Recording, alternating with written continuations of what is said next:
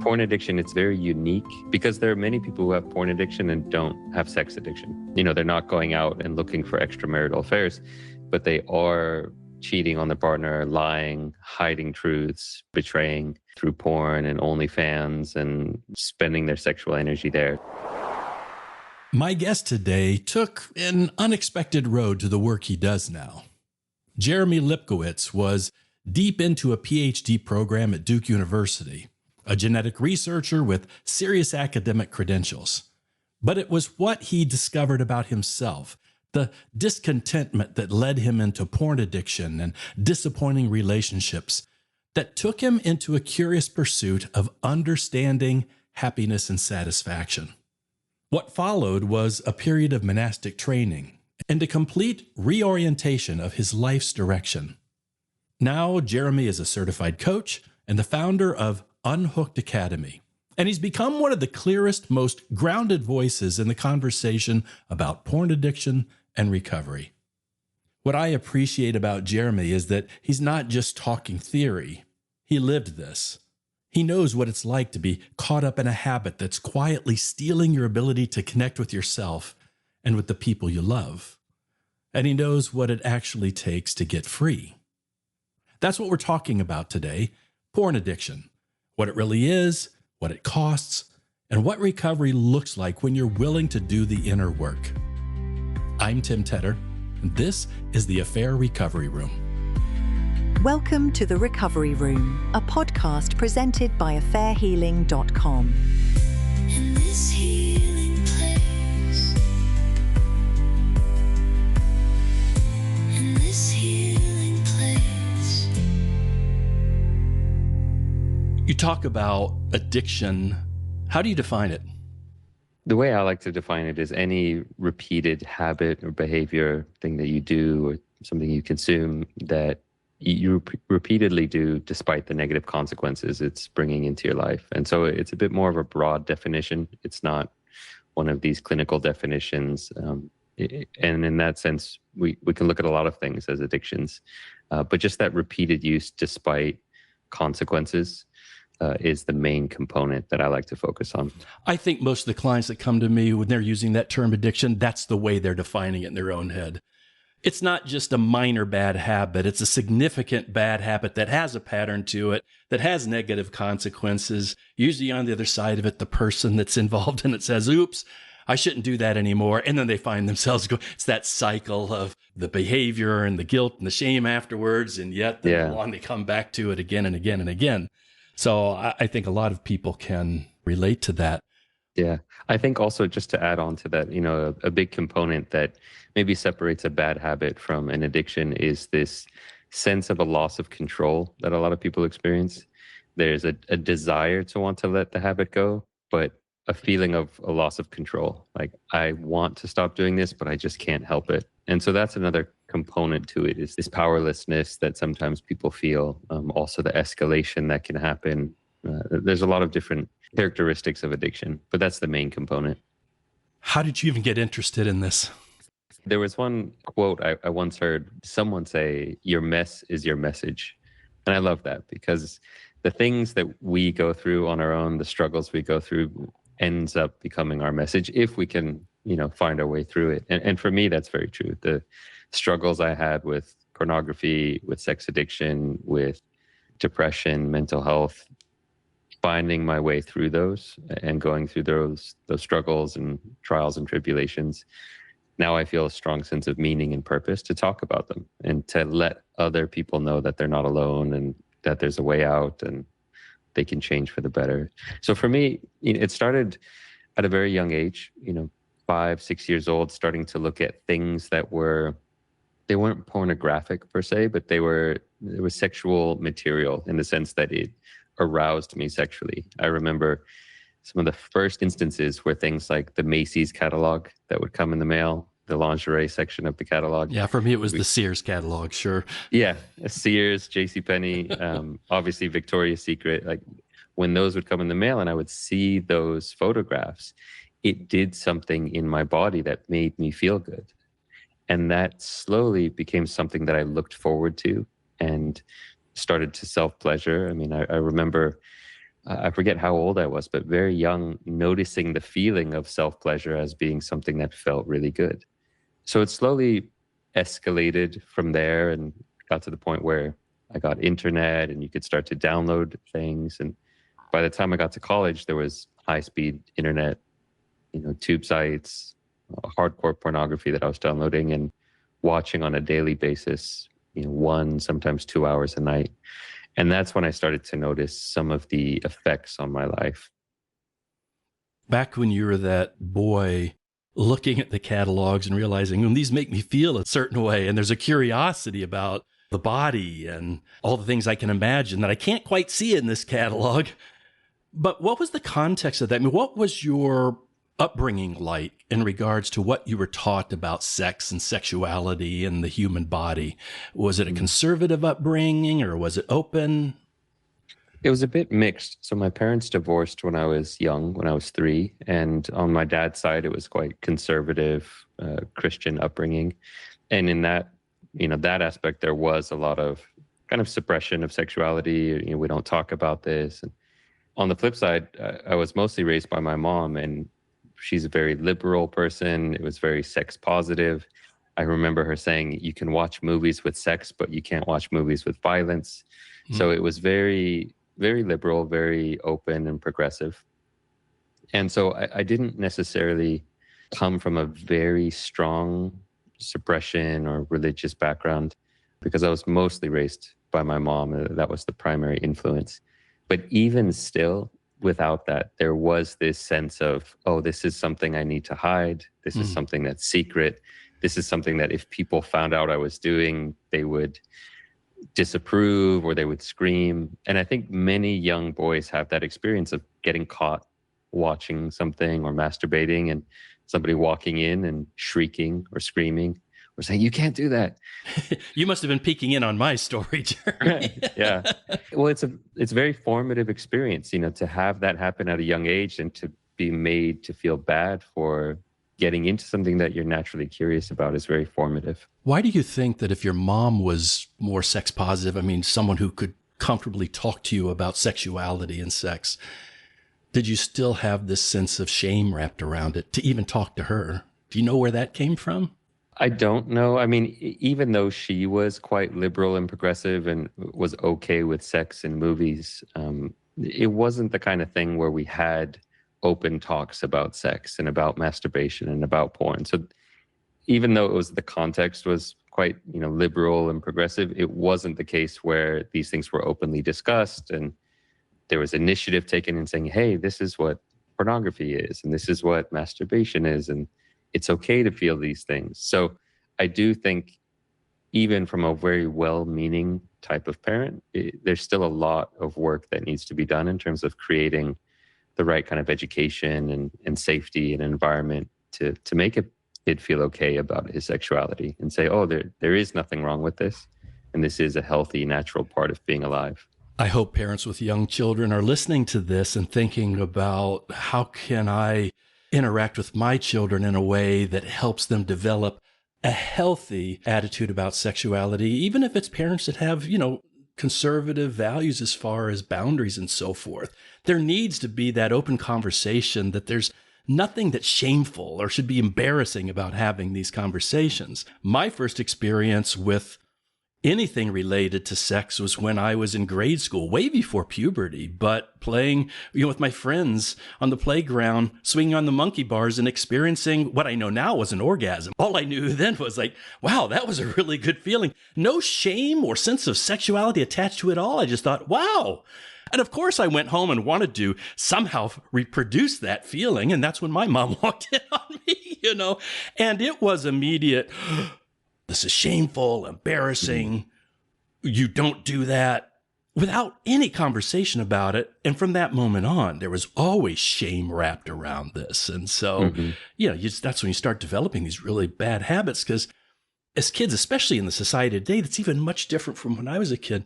You can't help but be confronted with messages and have a curiosity about it. And it's not just when you turn 12, 13, 14, 15. It can be much younger than that. So there needs to be the open conversations about it. Back to your story. it's something that you kind of explored, the curiosity. It was something that was secretive. How did that continue to develop into what became habitual or an addiction in your life? Yeah, throughout high school, it continued to grow and escalate. I would get more and more into downloading photos, downloading videos. When I got to college and had even more freedom, there was nobody living next to me, so I had more freedom to actually engage in that behavior. And the material was easier to access with high-speed internet.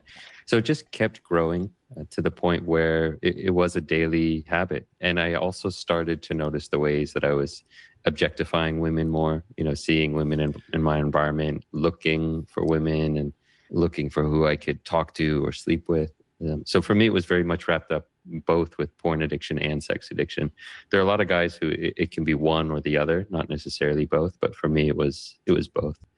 And it just grew. It was my nightly habit. I would go home at the end of the day after going to my classes, go home, lock the door, and log on to a porn site and search for a couple hours of scrolling, looking for different videos and trying to find that perfect one to finish on. And it was something that felt like being such a zombie. You would kind of turn off and just disassociate and numb out. And by the end of your session, you might wake up. I'll just speak from personal experience. I remember many times coming to my senses in a pool of my own sweat, thinking, what have I done with the last 2 hours? Mm-hmm. And that was my life up until, my early 20s, when I started to realize some of the effects and how it was impacting my life. I don't know if you were specific about this, but was your attraction towards women? Is that the kind of porn you were looking at? And did you get involved in relationships, dating? I did, yeah. And that was one of the big wake-up calls for me, that I had this moment of insight where I was very much interested in real life interactions with dating and being in relationship. And I kept having this thing happen where I would see someone I was attracted to, someone in a class or around town, and I would pursue them and eventually maybe get with them, sleep with them. We might date for a few days. And what kept happening is at some point I would just get bored. I would say, well, this isn't exciting anymore. So there's something wrong with them. I need something new. And what I started to realize is that porn was hardwiring this need for novelty. Because what I was really getting addicted to with porn was having something new and different and more intense every night I logged on. Because when you log onto a porn site, you can be scrolling through hundreds or thousands of videos or thumbnails.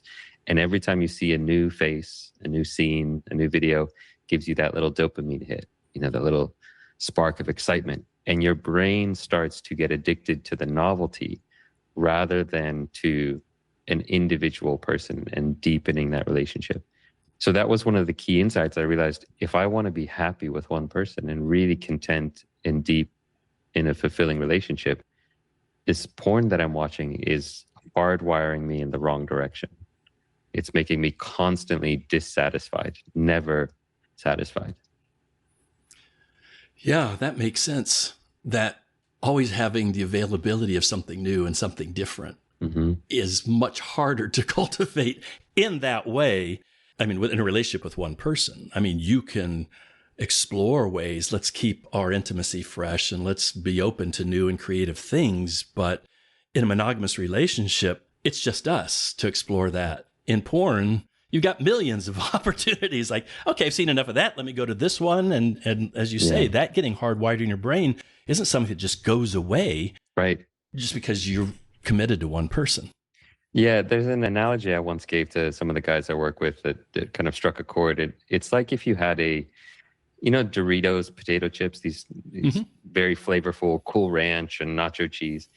Imagine if you had this magical bag of Doritos that every time you pulled out a Doritos chip, it was a new flavor and you never knew what it was going to be. And it was always interesting and different and just a crazy flavor every time you pulled a chip out of the bag.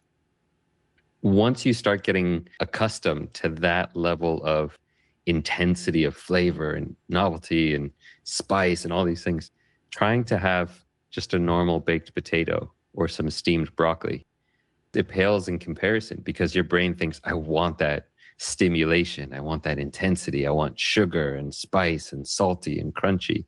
And that's what we're doing to our brain in terms of our expectations of intimacy. Is we're saying, well, but I'm expecting it to be novel and different and interesting and escalating and even more exciting every night. And that's just not how real intimacy works.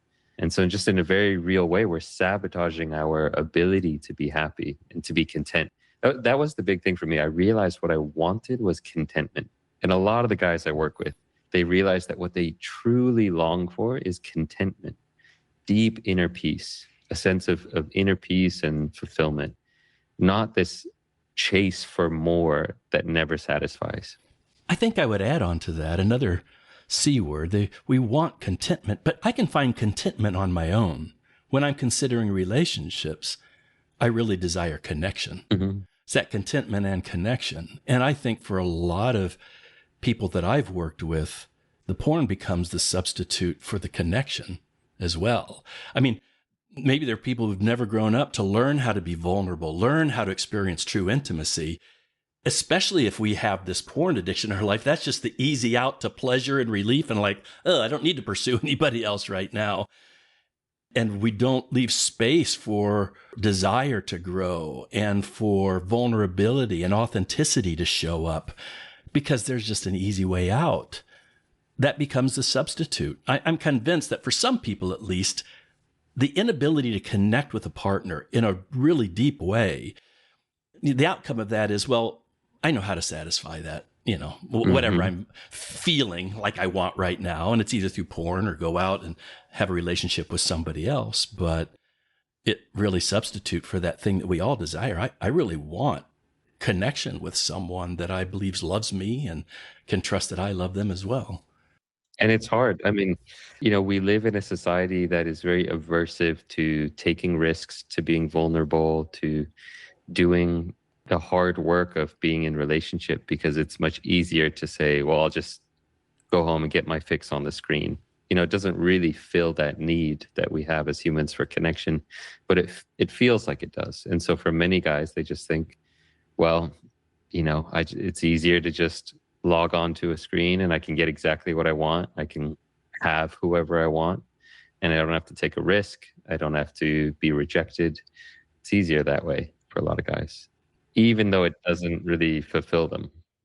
There was a time in my life when if I'd listened to someone like you, heard someone like you saying what you're saying, I would have been tuned in 1,000% because, oh, this guy gets me. And there'd be part of me that would be waiting for you to tell me the answer. Like, okay, how do I get out of this cycle? Because I keep going back to it. I need relief from this. I guess let's start with, how did you get to a place where this was no longer consuming? It was no longer the pattern that kept showing up again and again. Yeah. For me, it was a very circuitous route to recovery. So, now I'm in the quote unquote recovery space, but I didn't even know what recovery was for the first 10 years. It was quite interesting. For me, I came to this realization, this point in my life where I just started to realize how much my mind was out of control. My mind was a slave to lust, a slave to desire, a slave to porn. And it wasn't working for me. It was just leading me to a lot of suffering, a lot of unhappiness. And so through that insight, I started to explore, what does it mean to be happy? What does it mean to have inner peace and fulfillment? And so that got me interested in books on positive psychology, because I was studying the sciences before. And so it was important for me to look at the science behind the mind and what happiness really is. And so I started getting into books on positive psychology. That led me to some books on Buddhist philosophy. And I found this one book on a kind of blended science and spirituality, science and Buddhist philosophy, called Happiness by Mathieu Ricard. And it just totally turned my life around. It showed me how much of what I really longed for and yearned for in terms of connection, as you say, contentment, inner peace, gratitude, fulfillment, had to do with my mind and training my mind in the right way. And that's really what meditation is. And so I started really getting into meditation. as a way to cultivate mental qualities that led to happiness and satisfaction and fulfillment, and to let go of some of these unwholesome mind states that led to misery and suffering and self-sabotage. So my pathway was really through a lot of mindfulness training. That's not necessarily what I would recommend guys to do. It's not necessarily the fastest path, and it's not the easiest path, but it is an important component, I would say, that to have some component of mindfulness where you're starting to see clearly what's going on in your mind. Because that's one of the big issues with porn, is so many of the consequences are very subtle and hard to see. Most guys don't make the connection. They don't realize that some of the problems that they're having in intimacy with their partner are from the porn that they're watching, or their struggles to focus at work and to be motivated and to dream big and work on their big goals. That's also related to their porn addiction. A lot of guys don't notice that because they don't have the kind of the subtle awareness to see, how is this impacting my mental quality and my mind? So that is an important component, I would say, to start with some kind of mindfulness practice.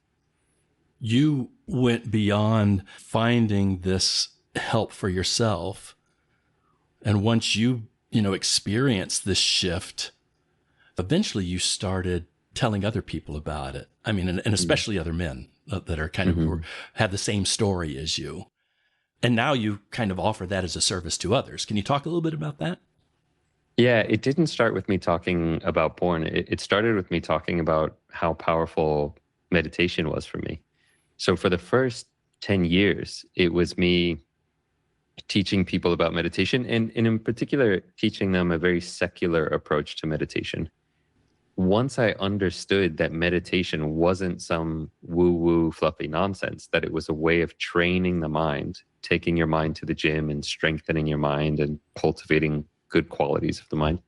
Once I realized that, it totally changed my life. And so I started to, just for fun, while I was a graduate student at Duke University, just teach other students about meditation. So I started leading these morning mindfulness classes and teaching people how to be aware. And that slowly progressed to the point where I ended up leaving the sciences. I left my PhD program and I just started teaching meditation for many years. And that was my life. I was teaching people about meditation and mindfulness and self-compassion. And it was through that work that I started working with people one-on-one, kind of as a life coach. People just wanted to work with me one-on-one, so I started helping them. And that's when I started to see how a lot of people were struggling with the thing that I had struggled with, which was porn addiction and escapism and self-judgment and self-sabotage. And so it was through that work that I started to realize, hey, this is a big issue, and other people are struggling with this thing that I struggled with. And maybe if I can have the courage to talk about my own story, it might help a few people. And I remember this was back when Facebook Live was a thing. It's not so much a thing anymore, but I remember doing a Facebook Live on my rooftop. I was living in Thailand at the time. I went to the roof of my building and sat there for 10 minutes with my finger over the live button thinking, am I about to do this? Am I about to hit live and tell the world about the fact that I was addicted to porn? And I somehow found the courage to press live and say, hey guys, I want to share, what got me into meditation, which was porn addiction. And I remember so many people commenting on that and saying, thank you for sharing this.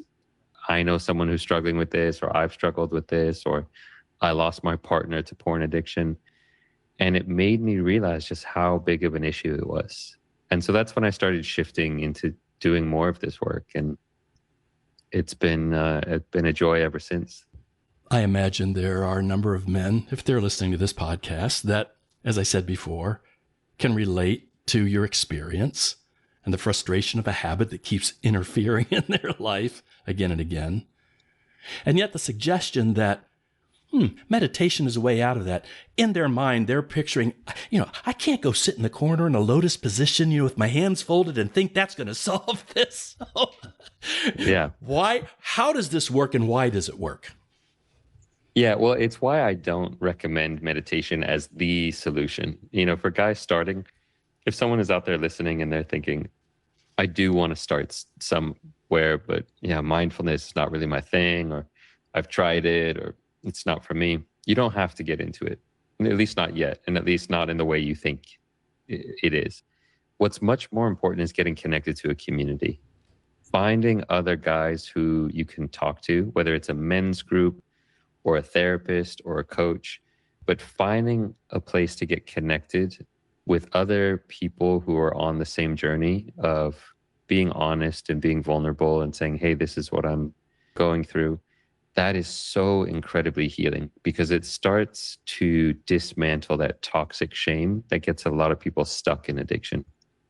A lot of guys think, I'm the only one, I'm broken, I'm a pervert, I'm messed up. And if anybody knew what I did at night or what I looked at on these porn sites, they would think I'm a monster, or, they would leave me. And when you start to realize, hey, I'm not the only one, it just dismantles that shame and it lets you work through it. And so it's really scary to join a community. And so if that is too scary, just listen to podcasts about it and start to hear other guys talk about it openly. And that can also dismantle the shame. You can start to see, oh, there's celebrities talking about it. And there's men I respect and admire talking about it, how they let go of porn and it was a bad influence. Oh, okay, maybe I can do this too. So for me, that's a much more important starting point than mindfulness. Mindfulness it's an important keystone somewhere along the path, but you don't have to start there. Well, I'm in great agreement with you in regards to the power of the group or community experience. And I do that with men and some women in my Renovate project. But that has a much broader focus on their infidelity in a lot of different aspects. You provide that with very narrow focus for men who are dealing with the habits of porn or a porn addiction, right? Yeah. My approach to this topic is that it's not just the porn, and porn isn't even really the issue. It's the avoidance, the escapism, the ways that we numb out with anything, whether it's porn or video games or weed or junk food. And so we talk about porn a lot in the group, and that's kind of a common thread, but it's also, guys come with all kinds of things that they're working on. It might be, going to massage parlors and getting kind of a happy ending, and that's the thing that they're working on. It might be video games. It might be being addicted to work and not knowing how to let that go. So it's all the same process for letting it go of compulsive bad habits. All those substitutes to contentment and connection in our lives. Yeah. The ways we numb out and escape. Let me slide in here for just a moment. What I appreciate about Jeremy's approach is that he recognizes porn addiction, like so many controlling habits, is a symptom of something that needs attention on the inside. Breaking a porn habit can't just be about saying no or putting enough barriers in place to keep you away from something you still really want. It has to be about the inner work of change, recognizing the shifts that strip the power out of the habit. I take a similar approach when it comes to infidelity. Admitting you did something wrong, promising never to do it again, and building a fence around yourself, those things aren't enough. You need to understand the why behind your choices, identify the changes you need to make from the inside out, and then do that work. If you want help with that, check out the Understanding Why course at affairhealing.com/courses. It's an online course that includes 4 private sessions with me, and I'd love to work with you. Now keep listening, because Jeremy's going to tell you where to find out about his resources and plugging into his community. If someone wants to find out more about you or the services you provide, where would they go? The best place would be to check out the podcast I do about this topic, which is called Unhooked, the Breaking Porn Addiction podcast. And so we do focus on porn addiction on that podcast, but also get into all kinds of other addictions, recovery work, Buddhist philosophy, coaching, therapy. So that's the best place, is check out the Unhooked podcast. If you're interested in the work that I do, the group that I run, you can just check out unhookedacademy.com, and that has all the information there. Okay, I'll provide those links in the episode notes.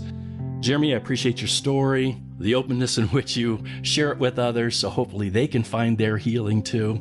And I'm sure I'll probably be referring some guys your way in the future. Well, thanks for having me on.